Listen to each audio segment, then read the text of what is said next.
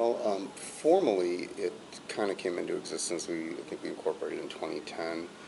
We began working pretty aggressively on it in 2008, but the idea actually goes back to the 1987 March on Washington, where it was the first time we had seen the Names Project quilt. It was the first time the quilt had been on display, and we were struck by this idea that we were living history, and now there was a plague that was going to kill everybody, and who would remember who came before us when we were gone.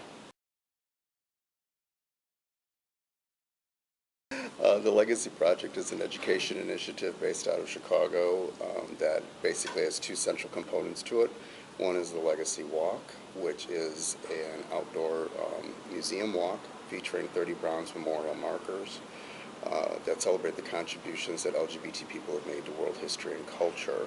And the other component is the Legacy Project Education Initiative, which is our youth program that consists of study guides, lesson plans, multimedia, and a variety of other resources that we put together online to help LGBT youth do their own exploration of this content, as well as in a structured GSA type of setting. We're the education arm of Illinois Safe Schools Alliance, and we work to bring GSAs to the street to participate in tours and then kind of like day-long seminars on all this history that they're not getting in school.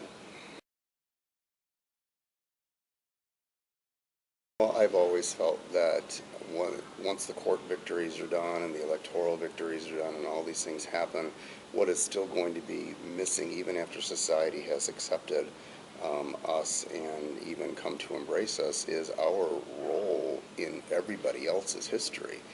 We have been deliberately redacted from the story of mankind, and that is something that the Legacy Project and certainly many other things are trying to address. It is extremely important, we feel, that our young people have a sense of the totality of the legacy, for lack of a better term, that they represent. 2 millennia of contributions to recorded history. And if we really expect our next generation to become stewards of all that we have done and all the victories that we've had, we need to put together, I think, a really sound, comprehensive understanding of exactly who and what LGBT people are, and that involves history. People nominate folks on an ongoing basis through the website, and we're always doing a little bit of research on our own.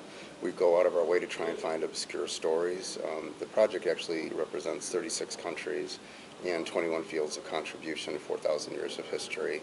Right now there's about 250 people on the database, and we continue to add them, like I said, in a little bit at a time. We're almost entirely volunteer driven, so there's only so much bandwidth, right? But then as people become vetted and the brief biographies are written for them, about 300 words online, then every other year we convene an international group of educators, basically PhD, EDD, historians, biographers, librarians, archivists. It's an international body, and every other year they go through the database and they vote on the people that they believe have the greatest amount of influence. Then we do a whole bunch of calculations because we keep it balanced not only in terms of general demographics, but also in terms of gender identity and all of those components that are inimical to the LGBT community, as well as fields of contribution and a balance of national and international. So we look at all these numbers and we try to create a candidate list of about 36 people who then become candidates for induction, and then the hard part is we find sponsors for them, and it's not an inexpensive process. It's actually quite expensive to do, to cast these bronze memorials and put them on. But every year on October 11th, National Coming Out Day, we add an additional series of plaques to the expanding streetscape, and now, like I said, it's up to 30 memorials. And it's a complicated process, but it's really essential for us to be able to maintain academic integrity. The selection process is completely independent of the board of the Legacy Project, and is handled basically by educators. So it's pretty cool.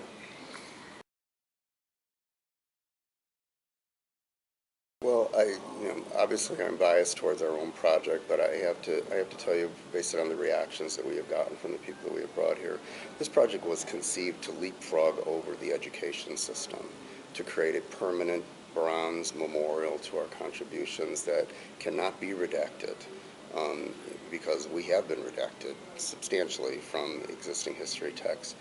When we bring kids here to see this, nothing, I don't care what kind of archives they go to or what resources they look at online, nothing takes the place of seeing the word lesbian cast in bronze. I'm sorry, it just doesn't.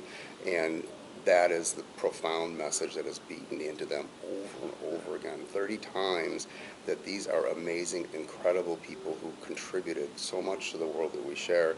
And it's a physical place where they can go. You know, they're so inundated with stuff that's artificial or digitized. There's very little real stuff out there. You know, our very first tour was a group of kids that came 4 hours from rural Illinois to see this. They weren't even sure they were going to see any of their gay people while they were here. And I can't say enough about how important it is to have this history out and loud and proud and on the street where everybody can see it. Not only the kids we bring here, but all the folks marching by to watch the Cubs.